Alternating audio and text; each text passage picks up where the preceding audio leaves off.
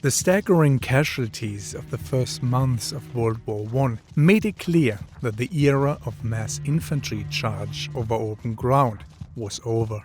The power of modern weapons ended the phase of mobile warfare. Soldiers instead disappeared into the safety of trenches and dugouts.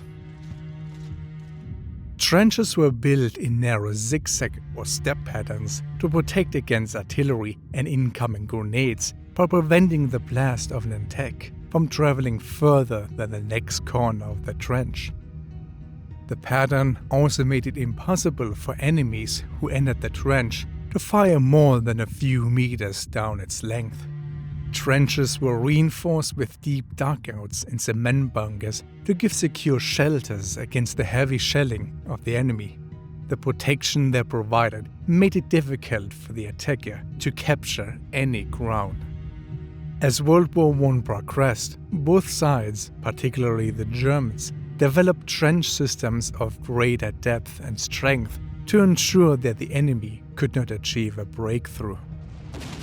The first line of trenches was the most dangerous one to be in, behind which were more lines protected by pillboxes with machine guns.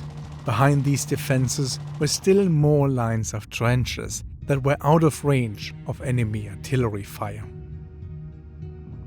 Trenches protected soldiers from the two biggest killers of the war, artillery and gunfire, but were far from perfect.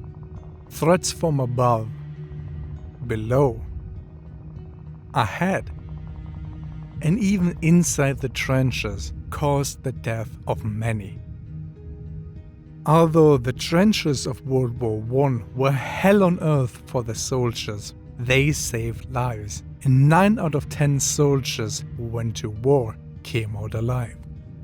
When the fighting moved out of the trenches and into open ground in 1918, it was far deadlier than during the previous years of trench warfare. It now became apparent that the trenches had saved lives.